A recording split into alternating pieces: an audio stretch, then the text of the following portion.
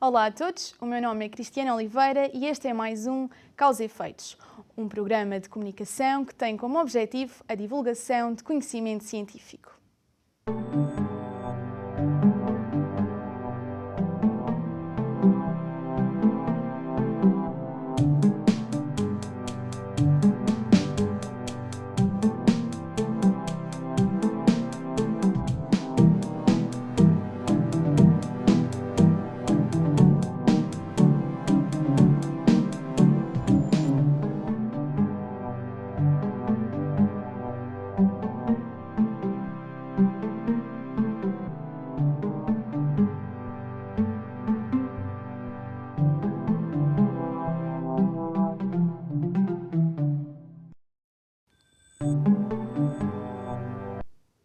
Como convidado de hoje, temos o gosto de ter connosco o Dr. José Pedro Cerdeira, doutorado pela Faculdade de Psicologia da Universidade de Coimbra e professor na Escola Superior de Educação.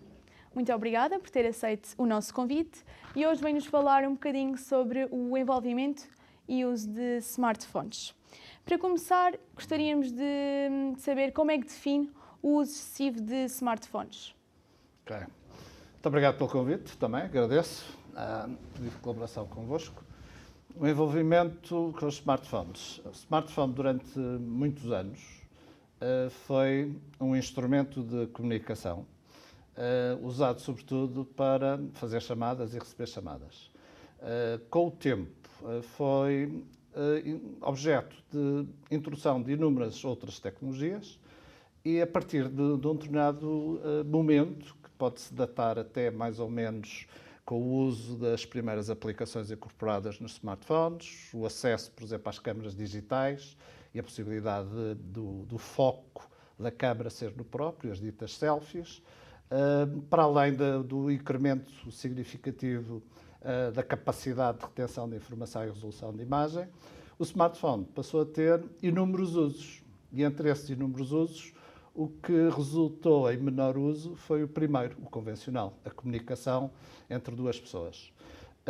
Daqui, os processos complicaram-se de utilização dos smartphones, porque o tempo dispendido com o uso de smartphones foi em crescendo. Foi em função da sofisticação das aplicações incorporadas, do potencial tecnológico para captação de som, de imagem e de retenção da informação, culminando com tempos excessivos, pelo menos em duas faixas etárias: jovens, adolescentes e idosos. O excessivo é um adjetivo para tipificar o quanto o tempo dispendido com este instrumento não é usado para outras atividades que tradicionalmente são aquelas que definem o cotidiano normal das pessoas. As relações interpessoais, o trabalho, o lazer e o tempo que se gasta em tudo quanto tem a ver com a vida do dia-a-dia. O excessivo também tem sido um patamar que se tem alterado ao longo dos anos. Excessivo, a que há algum tempo podiam ser 4 horas diárias, hoje, manifestamente, o uso muito excessivo pode chegar já às 6, 7, 8, 9, 10, 12 horas diárias. O que é manifestamente um problema complicado, porque é tempo que se retira a tudo o resto. Para além do tempo gasto em smartphones, quais é que são os sinais daquele que é um uso problemático Do smartphone. do smartphone? Sim. Pronto. Os smartphones e o uso excessivo dos smartphones tem sido objeto de investigação, ao ponto de se considerar que pode tipificar uma adição sem substância. As adições com substância são aquelas subejamente conhecidas: o álcool, o tabaco, as drogas, e neste caso a sintomatologia que está associada ao uso excessivo de smartphones é semelhante, é paralelo ao uso excessivo de outras substâncias.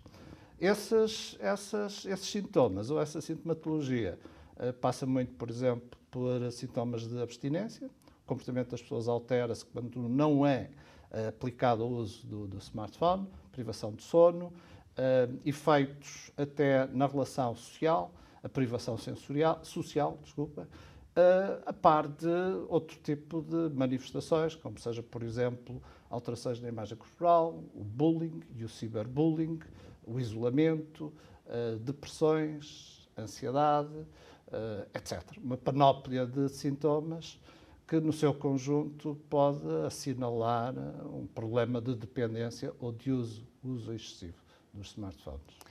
Posto isto, considera que um uso excessivo dos smartphones pode ser considerado um vício comportamental? O termo dependência é sinónimo de vício. Nós, em Portugal, não usamos muito a palavra vício, mas há quem entenda que é não mais do que a expressão de um vício. Dependência quer dizer que eu já não tenho a capacidade de tomar decisões por minha própria vontade. E, portanto, o uso do meu tempo é condicionado não pela minha vontade, mas por fatores externos, alheios. E, neste sentido, denota uma dependência. E, efetivamente, os smartphones e muitas aplicações de smartphones ou das redes sociais que se podem aceder por via dos smartphones foram concebidos para captar o máximo da minha atenção. E, nesse sentido, criou uma dependência quando são bem-sucedidos em captar a minha atenção por tempos prolongados, 6, 7, 8 horas diárias. E aí sim são um vício. Uhum. Quando estamos aqui a falar do uso excessivo de smartphones, também já vemos a utilização de smartphones na condução. Acha Sim. que isto pode representar um problema para a saúde pública e para a segurança pública, Sim. aliás? Não pode, já representa. Pois. Há uns anos atrás, um fator importante de sinistralidade rodoviária era o consumo de álcool, portanto, de uma dependência específica, de uma substância, o álcool. E o consumo de álcool reduz uma série de reflexos que são essenciais na condução, para além de ter em si um efeito no sono, na atenção, na concentração. No caso do smartphone, o que os estudos nos dizem é que já hoje, na atualidade, e em vários países do mundo, o uso do smartphone durante a condução é causa de sinistralidade e é uma causa de sinistralidade bastante importante. Em dois sentidos, não só para o condutor, como para os peões. Por exemplo, nos países nórdicos, há uma sinistralidade muito importante associada aos peões que, usando o smartphone, são atropelados nas vias públicas. Quem está a conduzir e olhar para uma mensagem não pode prestar atenção àquilo que se passa na estrada. Aliás, qualquer um de vós tem a experiência, se forem numa estrada, à vossa frente, quando virem um carro a fazer guinadas, é sinal, obviamente, que o condutor está a usar o smartphone. É verdade, é verdade. Quais é que considera que são aqueles benefícios e riscos de um uso extremo da tecnologia e, consequentemente, também dos smartphones? Sim, benefícios e riscos. Isto é, se considera que há benefícios? Há sem dúvida benefícios e são muitos. Os riscos, também há riscos e são muitos. O ponto, talvez importante aqui a destacar, é qual é a fronteira, o limite, em que um benefício se converte num risco. E um risco capaz de produzir efeitos nefastos para o próprio. Há aqui muita investigação interessante, normalmente confluem na ideia de que até aos 12 anos o uso do smartphone comporta mais riscos do que benefícios. A partir dos 12 anos até a idade adulta, que alguns situam nos 18, outros nos 20, há um ponto de equilíbrio que tem a ver com competências que se ganham e que permitem um autocontrole no uso do instrumento. E, portanto, a partir daí, quando se começa a iniciar o smartphone, os benefícios prevalecem em relação aos riscos. Os riscos onde são muito intensos e graves, e aí sim há investigação preocupante, até aos 5 anos, e particularmente até aos 2, o uso de ecrãs, smartphones, tablets ou computadores, tem um efeito catastrófico. Catastrófico ao ponto de ter, por exemplo, efeitos negativos na aquisição da linguagem, posteriormente na iniciação à escrita e à leitura, no plano social, e em todas as áreas depois estão associadas a isto, as questões emocionais e até cognitivas. E, portanto, há ali um período muito crítico que tem a ver com o ganho de competências que são necessárias para a iniciação da escolaridade e que, quando essas competências não se adquirem pelos processos habituais da relação, do brincar até inclusive, sendo sido substituídas pelo smartphone, então repercussões no desenvolvimento humano são muito, muito, muito graves. Portanto, em síntese, até aos 12 anos de todo, os riscos são superiores aos benefícios. A partir da idade adulta, os benefícios começam a ser superiores aos riscos e, neste período intermédio, há ali um jogo de equilíbrio que é crítico, né, que pode trazer um peso maior para os benefícios ou para os riscos. Nesse sentido, sim. Pegando agora aqui no equilíbrio que falou, como é que consegue equilibrar estes benefícios e riscos? Há vários instrumentos de trabalho. Os computadores são um instrumento de trabalho. Os smartphones e os tablets são também um instrumento de trabalho. O equilíbrio entre benefícios e riscos tem a ver, se calhar, com a maturidade que quem usa a ferramenta tem ou não tem.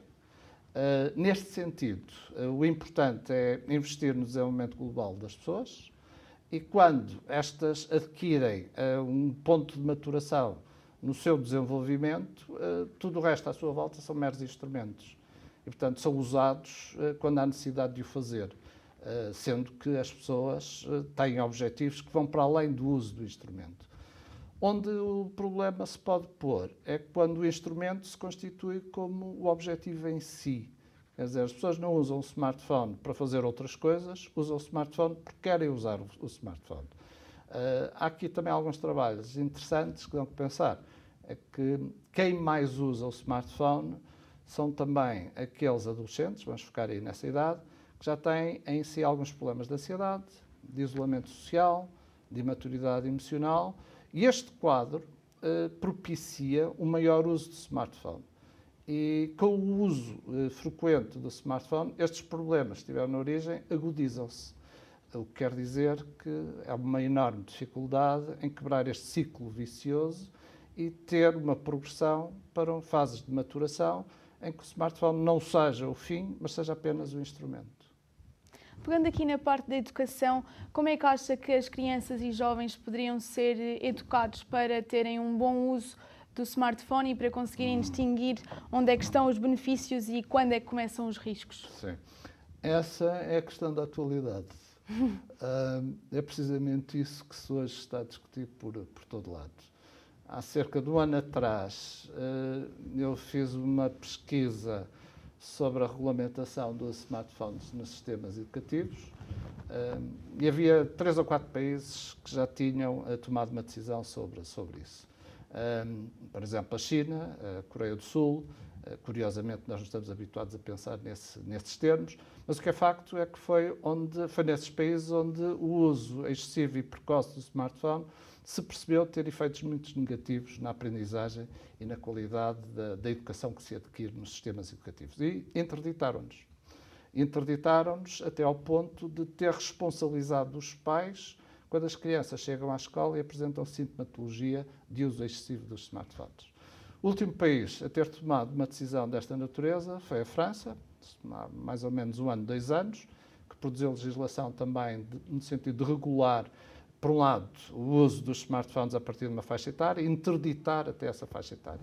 Se não me engano, são 12 anos. Até aos 12 anos, de todo, o uso dos smartphones nas escolas não é permitido. A partir dos 12 anos, é permitido em determinadas condições.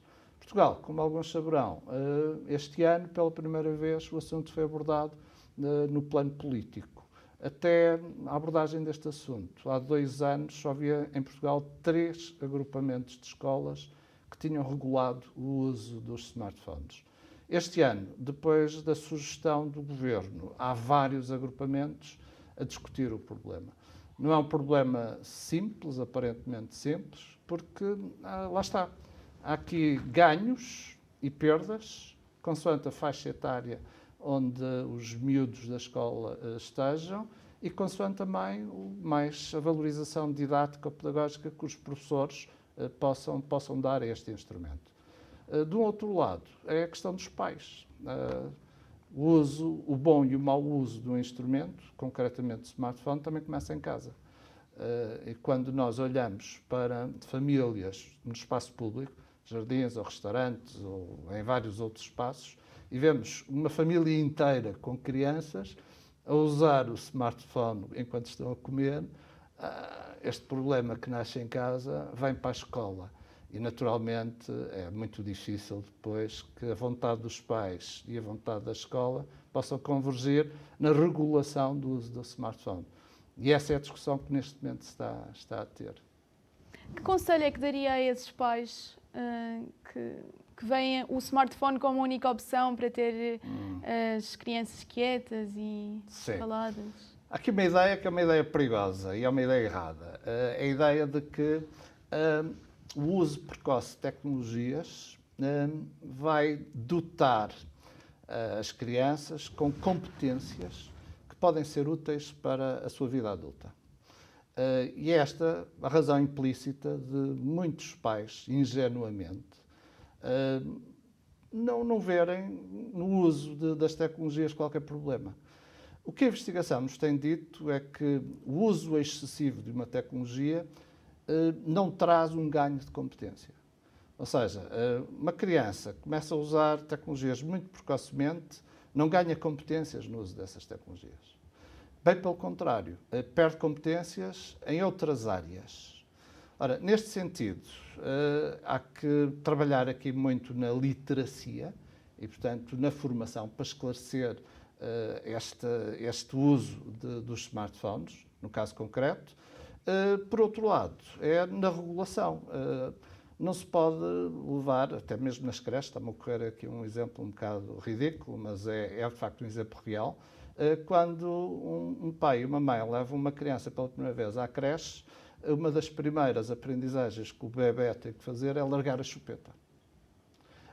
Não há aqui uma norma que defina o dia exato, a área, o ano exato em que isso deve acontecer. Mas todas as partes, educadores e pais, têm a percepção de que é vantajoso largar a chupeta para desenvolver outras aprendizagens. Por exemplo, verbais, da comunicação verbal.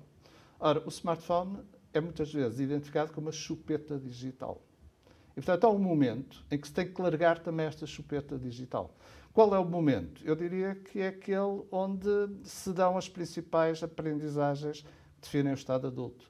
E aí sugerem os estudos que é aos 12 anos. A interdição total até aos 6, 7 anos. A interdição limitada, quer dizer, o smartphone ser usado apenas para chamadas, sem ligação à internet, até aos 12 anos. E depois, lentamente, até uma idade adulta. Sendo que há aqui um espaço do público e o privado que também deve ter uma fronteira. E o espaço do público na escola, na sala de aula, é diferente do espaço público do recreio, nos intervalos. E, portanto, há aqui vários modelos de uso. No essencial, eu diria que há aqui um referencial genérico de restrição no uso ilimitado e que depois deve ser ajustado consoante a natureza das atividades educativas dentro da sala de aula, fora da sala de aula, o próprio ambiente familiar e o próprio estado de desenvolvimento dos jovens e das crianças em particular. Agora, só para terminar, se tivesse de escolher 3 medidas para reduzir o uso excessivo de telemóveis, quais é que seriam? 3 medidas. 3 ou 2? Ou mais. Primeiro, acho que o smartphone é um instrumento como qualquer outro. As crianças não levam para a escola a PlayStation. Podiam fazê-lo, mas o que é facto é que não o fazem. E, portanto, há aí uma regulamentação no uso deste instrumento. Todas as escolas estão equipadas abundantemente com computadores e, havendo necessidade de usar as aplicações ou software instalado no smartphone, nós temos a alternativa, que são os computadores. E, portanto, aí não há qualquer necessidade de incorporar os smartphones nas escolas, porque elas já estão dotadas com os equipamentos que fazem o mesmo, cumprem a mesma função. Portanto, essa é a primeira medida. A segunda é muita discussão pública. Como qualquer edição, em todas as edições é o conhecimento dos efeitos que gera decisões mais informadas e mais responsáveis. Portanto, há aqui muita ignorância, muitos estereótipos, muitos preconceitos, muitas ideias erradas e esta informação deve construir-se com maior correção e qualidade e com uma componente científica muito importante. Podemos chamar isto a literacia dos média, pronto, a par de outras literacias também ligadas a outras ferramentas tecnológicas. Esta era uma segunda medida. A terceira é o foco deve ser as pessoas, o desenvolvimento das pessoas. E quando as pessoas têm um desenvolvimento que atinge a maturidade, à sua volta têm imensos instrumentos e, portanto, saberão dar-lhes o uso adequado. O smartphone é um instrumento entre inúmeros outros. E se houver um desenvolvimento harmonioso e integral da pessoa humana, nas suas competências sociais, emocionais e cognitivas, isso habilitá-las a usar convenientemente este instrumento, como as habilita a usar qualquer outro. E, portanto, há aí também uma pedagogia a fazer sobre o uso da tecnologia para facilitar a realização de tarefas. E o smartphone é apenas uma tecnologia, é só uma tecnologia. Muito obrigada, então, por ter estado aqui presente connosco. Terminamos assim mais um Causa e Efeitos. Podem continuar a acompanhar todos os conteúdos do Causa e Efeitos nas nossas redes sociais e, portanto, subscrevam o canal do Causa e Efeitos e vemo-nos no próximo programa.